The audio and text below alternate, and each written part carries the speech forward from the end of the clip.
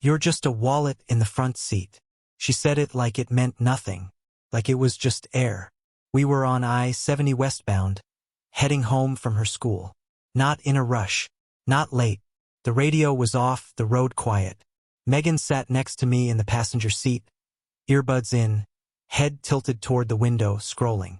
The world existed somewhere outside the windshield. In here, it was just the low hum of the tires and the heavy breath of silence. I had picked her up because her mother was working late again. Third shift this week, as usual. Carol's schedule changed more than it stayed the same. But I was always available. Always the backup. The constant. Megan didn't speak during the drive. That wasn't unusual. She rarely did unless she needed something. Then she took one bud out and dropped it into her lap. Still staring out the window, like I wasn't even in the car.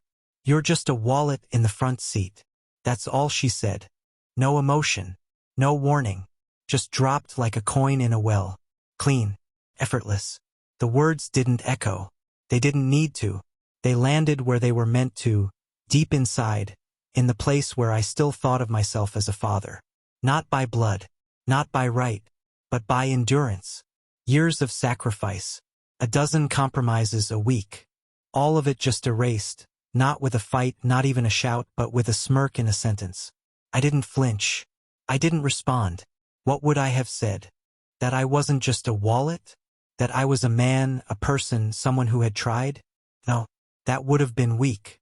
That would have given the moment more than it deserved. Instead, I kept my hands at 10 and 2, my eyes forward. And then, without a word, I put on my blinker and exited 3 stops early. She barely noticed. That part cut more than the words. "Wait. This isn't the way home," she said finally. Still no eye contact. Still that tone. Not alarmed, not angry, just annoyed. Like a passenger being rerouted by a lazy Uber driver. I didn't speak. I just drove. I turned down a side street, then another. Pulled into the parking lot of an old apartment complex on the east side of town. The pavement was cracked like broken teeth. A grocery cart sat overturned near the entrance. I stopped the car and put it in park. Her phone was still in her hand. She looked around, then at me. "What is this?" "Your father's place." She blinked, frowned. "Are you serious?" I reached into the glove box and took out a small envelope. She watched as I pulled the documents out, the registration, the insurance policy. I handed them to her wordlessly. She didn't take them, so I dropped them on her lap. "That car's mine. The policy is too. It's canceled. As of now." She finally looked at me then, really looked. There was a flicker of something in her eyes. Confusion. Disbelief. Not fear, not yet. Just the beginning of recognition. That this wasn't a bluff. That the rules were no longer what she thought they were. "What? Are you trying to teach me a lesson or something?" I looked at her. The sharp line of her jaw clenched, the way her lip curled just a little. So much of Carol in that expression. And just enough of her father to make it dangerous. "No," I said. "I'm just agreeing with you." She laughed. Or tried to. Came out hollow, too short. "Over one comment?" "No," I repeated. "Not over one comment." And then I stepped out of the car. Walked around. Opened her door. She didn't move at first. Then she slid out slowly, standing with her arms crossed, the envelope still in her hand. She didn't slam the door. She just looked at me with that familiar mask of practiced indifference. "I didn't mean it like that," she muttered. I didn't answer, because it didn't matter how she meant it. What mattered was that she said it, and that she believed it. I got back in, started the car, and pulled away. I didn't check the rearview mirror. Not once. I don't know if she stood there watching me go. I don't know if she tried to call Carol, or her father, or anyone else. I just drove. The road back to the house was longer alone, but quieter, cleaner. I parked the car in the garage, went inside, sat down on the edge of the bed. That was the moment the stillness hit me, heavy and loud. It had the weight of finality. Not a blowout, not a fight. Just a soft click behind the eyes. A door closing. I didn't tell Carol. Not right away. Not that night. She came home around 11, exhausted, eyes ringed with the permanent shadows of her second job. I didn't want to pile another weight on her back. Or maybe I didn't want to hear her say, "She didn't mean it." Maybe I didn't want to watch her defend the daughter I had spent 7 years trying to protect. Because I knew she would. She always did. So I said nothing. I made her tea. Listened to her talk about a rude customer, a broken receipt printer, the usual chaos. She kissed my cheek, thanked me, then went to sleep. The next morning, Megan wasn't in her room. That's when Carol asked, "Where is she?" "She's at her dad's." "She was supposed to come home with you." "She did. Briefly." I didn't explain. I didn't have to. Carol stared at me for a long time, trying to read between the words. Then she asked the question I'd been waiting for. What happened? I didn't lie, but I didn't give her the whole thing either. She said I was just a wallet in the front seat. Her lips parted. But she didn't say no. She didn't say she didn't mean that. She didn't say I'll talk to her. She just stood there. That was the moment I knew. The silence after the confession said more than any defense could have. It had never really been my family. I was part of the system like plumbing or a water heater. Useful, invisible, expected. I went to work like usual. I showed up. I performed. I paid the bills. I fixed the dryer when it rattled. I bought groceries. I remembered birthdays. I scraped snow off the windshield before she had to leave in the mornings. But the truth is, I hadn't been seen in years. Megan's sentence didn't wound me because it was new. It wounded me because it confirmed what I'd known, deep down, for far too long. I was never a man to her. Never a father. Not even really a person.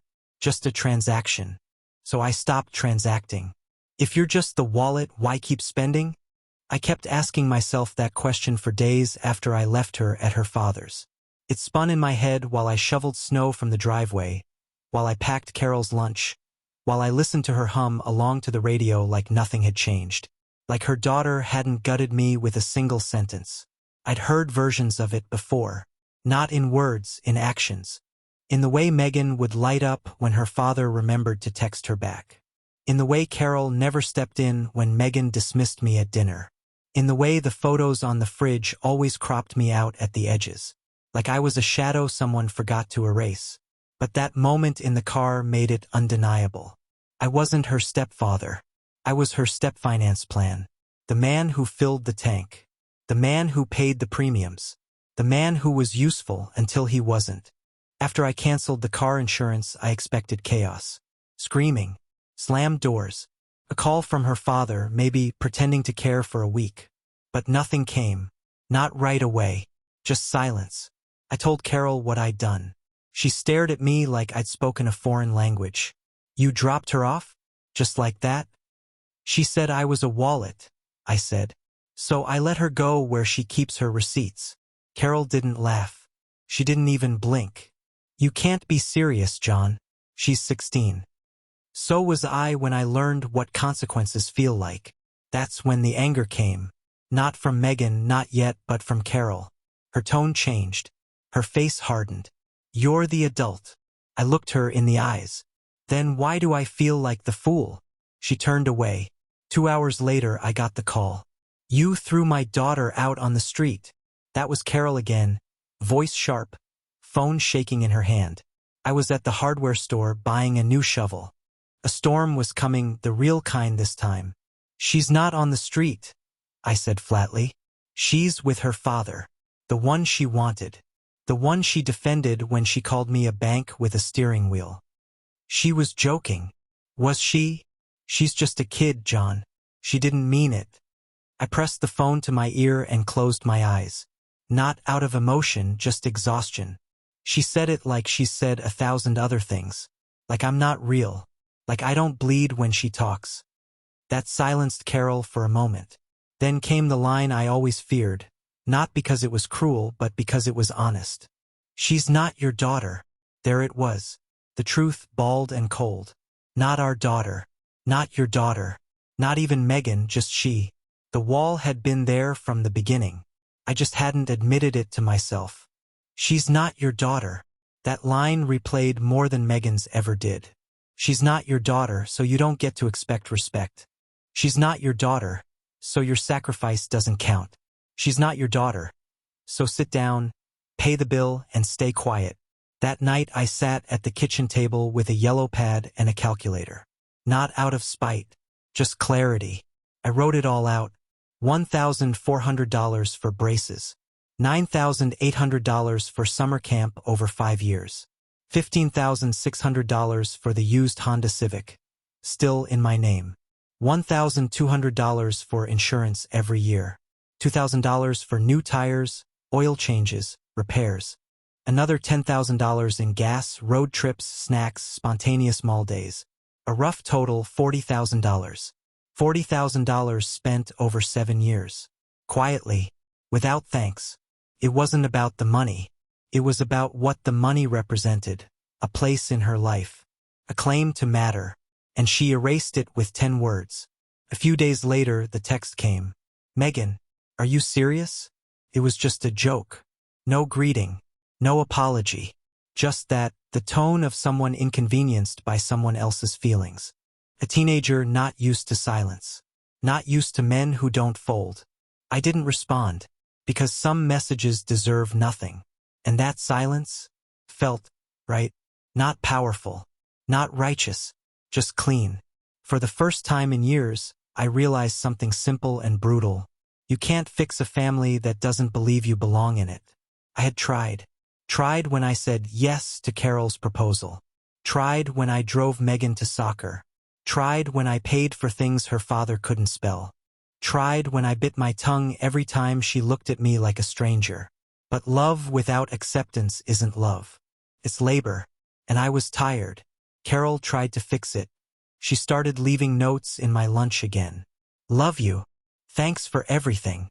But she never asked why it hurt. She never sat down and listened. She wanted the tension to pass. But I wanted truth. And the truth was, I didn't want to pay to be disrespected anymore. I didn't want to smile while I was erased. I didn't want to be the man who carried the weight so no one else had to feel it. Megan stopped texting after a while. I saw her online, posting selfies with her friends, tagging her dad in jokes about real men and loyalty. I watched silently as the life I supported moved on without me. It didn't ache like I expected. It just hardened something. Carol kept waiting for me to go back to normal. But I think she knew. I think she saw it in the way I moved slower, heavier. Like a man walking through the last days of something no one else had noticed was dying. The final straw wasn't a shout, or a fight, or even Megan's words. It was the quiet afterward. It was realizing that no one was going to say, "You didn't deserve that." Not Carol. Not Megan. Not anyone. And so I made a decision. Not loud. Not cruel. Just firm. If I wasn't her father, I would stop pretending to be. No more rides. No more payments. No more second chances. They had chosen who I was. I was just agreeing with them. You made your choice. I made mine. When you stop giving, you start to see who was only there for the taking. The morning after I canceled Megan's car insurance and dropped her at her father's place, nothing happened. No thunder, no confrontation. Just coffee, silence, and the sound of Carol's spoon against her cereal bowl. She didn't mention Megan. I didn't bring it up. But on the third day, the world came knocking. It started with the email. Subject line, policy cancellation confirmation. Clicked it, stared at the details. My name, Megan's plate, a final timestamp, the quiet death of responsibility. Next came the phone call. Not from Megan, not from her father, but from Carol. I was at work when it rang, and for a moment I considered not answering. But I did. She's been trying to get to school, Carol said, voice brittle. Her dad's not answering. She says you stranded her. She's not stranded, I said. She's at her father's. She has options. She's 16. She has school, John. And I had a family, or I thought I did. Silence stretched between us like a chasm. I could hear her breathing, could feel the words lining up in her throat, ready to attack or apologize. I waited. She said it was a joke, Carol whispered. I know. That's what makes it worse. Carol didn't respond. Maybe because deep down she agreed. Or maybe she just didn't have the strength to argue anymore. That night, the living room felt colder. We sat on opposite ends of the couch. The television was on, but neither of us watched it. "She misses you," Carol said finally. "No, she misses what I gave her." Carol turned to me, eyes tired. "You're being harsh." "No, I'm being honest." I stood up. I didn't want to be in that room anymore. The walls felt too close, the air too fake. In the kitchen, I poured myself a glass of water and stared out the window. Snow had started falling. Light at first, quiet, but persistent, just like distance. Later that week, Megan texted again. "Seriously? It's not like I meant it. Why are you being so dramatic? You're punishing me for something everyone says. I didn't ask you to do all that stuff." Every message chipped at something, not because they were cruel, but because they were hollow. She wasn't apologizing. She was negotiating. And I was done negotiating for respect. I didn't reply. The silence started to work. Megan went quiet. Then Carol began asking questions at night, indirect ones. "Are you okay? You haven't been yourself lately. Maybe we should sit down, the three of us. Talk." But it was too late for talk. You don't fix a cracked foundation with words. You rebuild. Or you walk away. On the 10th day, Megan came to the house. I was in the garage organizing old tools. Carol opened the door, and I heard the shuffle of boots on tile. Megan didn't look like the girl I'd raised. Her expression was hard, but her eyes were unsure. She stood at the edge of the doorway like a stranger. "I didn't think you'd really do it," she said. I wiped my hands on a rag, then looked up. "Most people don't think the fire will spread until the walls are gone." She didn't respond to that. She walked around the car, her old car, and stared at the empty spot on the dash where the parking tag used to hang. "You canceled everything?" I nodded. "The insurance, the gas card, the AAA membership, all of it." She flinched like I'd struck her. "But I have school," she said. "You have a father," she scoffed. "He doesn't care. And you made sure I didn't count." She swallowed hard, then looked away. "I didn't mean. I know what you meant. That's why it matters." We stood in silence, just the creak of the garage door shifting in the cold. Finally, she asked, "Is this forever?" I paused, set down the wrench I'd been holding. "That depends on you." And then I walked past her, back into the house. That night, Carol confronted me. "She's still a kid, John. So was I when I took on a mortgage. That's not the same." "No," I said. "It's not, because I didn't spit on the people who helped me." She stared at me like she didn't recognize who I was. Maybe she didn't. I think that was the moment she realized I wasn't going to bend. When I withdrew the financial support, I didn't just remove dollars. I removed my silence, my presence, my willingness to play the role without credit.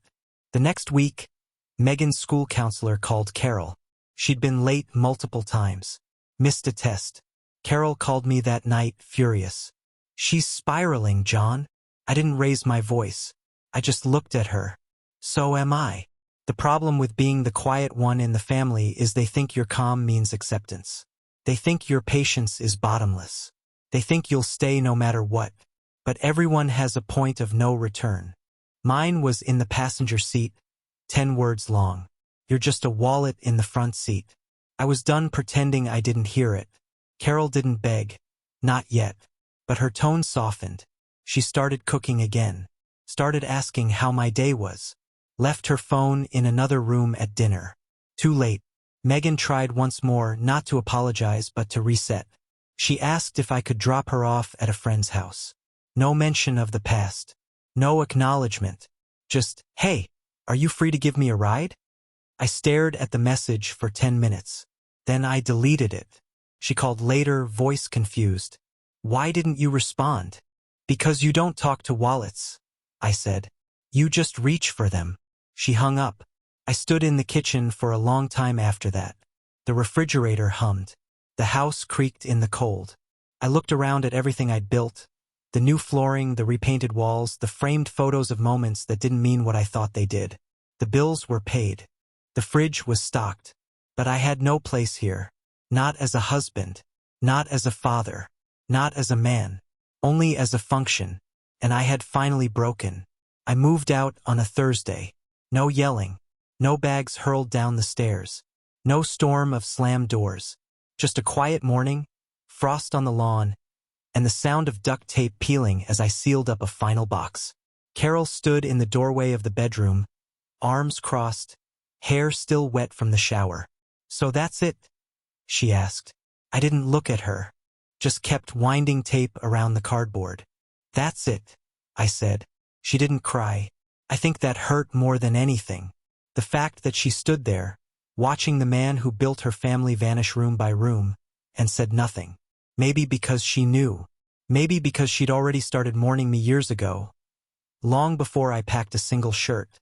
I had rented a small apartment near the edge of town. Cheap, quiet, no yard, no family photos on the fridge. Just 4 walls, a used couch, and the kind of silence that doesn't ask anything from you. For the first time in 7 years, I slept through the night. No tension under the sheets. No slammed doors. No distant footsteps overhead reminding me who I wasn't. Just stillness. I stopped setting out 3 plates at dinner. I stopped keeping a gas card topped off. I stopped answering my phone every time Megan's name showed up. I started reading again. Started breathing again. There's a kind of grief that doesn't look like loss. It looks like relief. Like peeling off a mask you forgot you were wearing. That's what leaving felt like. Not escape. Not revenge. Just the end of pretending. Carol tried to reach out after the first week. She called. Left a voicemail. Said we should talk. Said she was sorry things had gone too far. I never listened to the message. She tried again a week later. Brought a box of my things to the apartment. Set it by the door. She didn't ask to come in. She just stood there, coat zipped, fingers twitching. "We can work on it," she said. "Work on what?" "On us." "There is no us," I said. "There's me. And there's the person who watched me get erased." She didn't reply.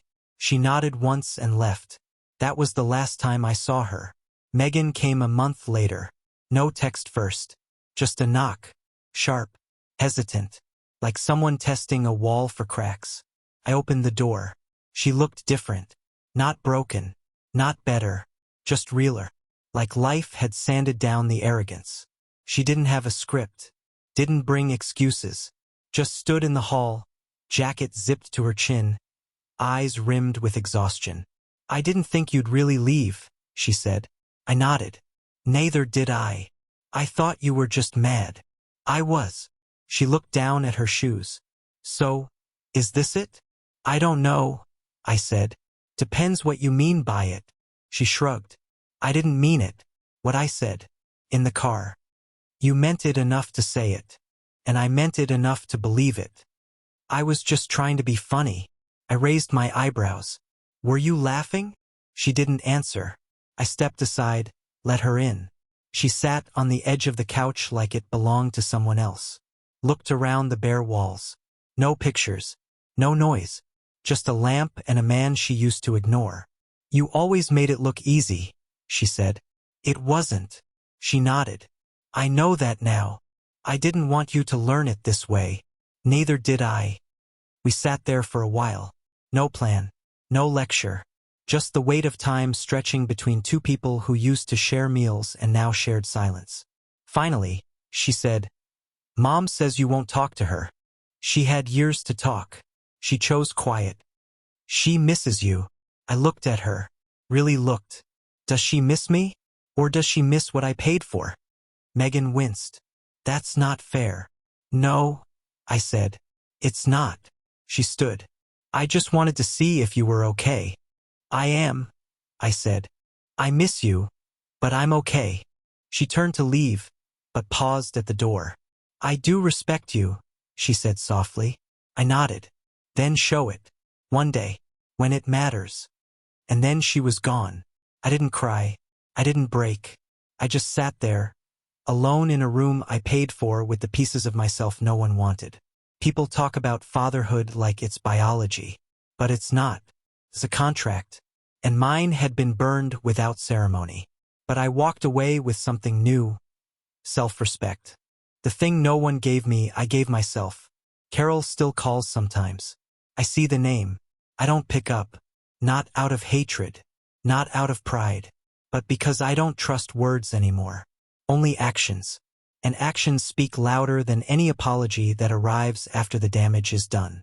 I hear Megan's doing better. She got a part-time job. Saves her own gas money. Her father hasn't shown up again. No surprise there. But maybe now she knows the difference between a presence and a placeholder. Maybe now she knows that people break. And when they do, they don't always come back. I don't know if I'll ever return to that house. The keys are still on my chain, but they don't fit anymore. The door isn't mine. The life I built was never really mine. I was just leasing space in a story that always belonged to someone else. So now I write my own. I drive when I want. Sleep when I need. Keep my own fridge stocked. My own bills paid. No one calls me Dad. No one forgets to say thank you. Because no one expects anything. And that silence is worth more than the noise of being needed but never seen. So here's my question. Was I wrong? Was I cruel to step away from a house where my presence was a footnote? Or was I finally, after years of sacrifice, telling the truth the family never wanted to hear? That love without respect isn't love at all. That being there is a choice. But being valued, that's a condition. And I just stopped signing contracts that didn't have both.